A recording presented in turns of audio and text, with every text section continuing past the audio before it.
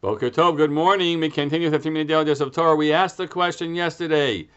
Yaakov had it all figured out how to beat Lavan in his own game. He shared signals with Rachel so that even in the dark, even into the veil, whatever version we try to imagine for ourselves, the switcheroony would not succeed. And yet the switcheroony succeeds. Vayhi boker v'hinei hi le'ah. Here we'll quote Rashi, who quotes the Midrash, actually the Gemara in Megillah. Vayhi boker v'hinei le'ah. And behold, in the morning, and it was in the morning, and behold, she was Leah. Aval balayla lo hayta Leah. But at night, she wasn't Leah. Of course, she was Leah, even at night. So how are we to read that? Lefi shemasar Yaakov Rachel simanim.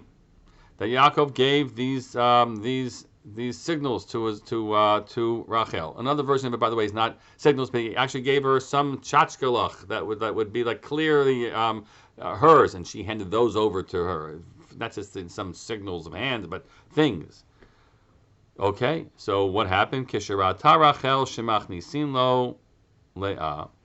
When Rachel saw that which they worried was going to happen, she saw it in front of her eyes, that Leah was being brought into to the marriage chamber, because that's how we should understand this. It's not about a wedding ceremony. It's the marriage chamber. And as the sages all point out, and commentators point out about it, it's in the dark. They're not going to have the lights on. And Midrash actually imagines that all the local folks have made sure the lights are off, even when she walks in, because everyone's complicit in this. So and like Yaakov is like, get out of here, and they said, no, what are you? What's the matter with you? We no lights on. But so he doesn't even see who's coming in. Not merely that when they have relations, it's in the dark, but she doesn't even see her as she's brought in. Excuse me, and apparently not to generally speak in those moments. That's a separate analysis we need to have. So when Rachel saw this actually coming down, all that they had actually had guessed what happened and knew what happened, and she planned for it to happen. She broke. She broke because she said, "Achshav Amra, Achshav techalei machoti." You know what? My sister is going to be forever damaged and shamed, irrevocably.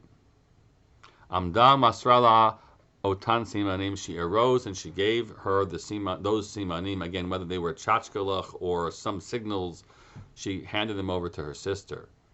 What is that? So crazy that she would do that, right? She wants. They've waited 7 years to be married, to be wed, and it's still hard. It's still hard to understand. But in this case, she is so worried for the shame her sister will be ever marked as as I don't know, the rejected one, the caught in the act woman. Even though everybody knew it was happening, because now she's part of a ruse. But if she's caught in the ruse, somehow it will be shame for her forever.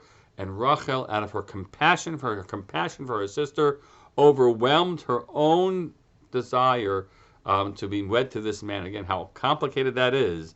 What a sign of at least of a beautiful neshama in Rachel in this moment. And she hands over those signals to her sister. I don't know what I would have done. I don't know what you would have done. But what a sign of the quality of her soul. Wishing you all a good day to live out the best of yourself as well.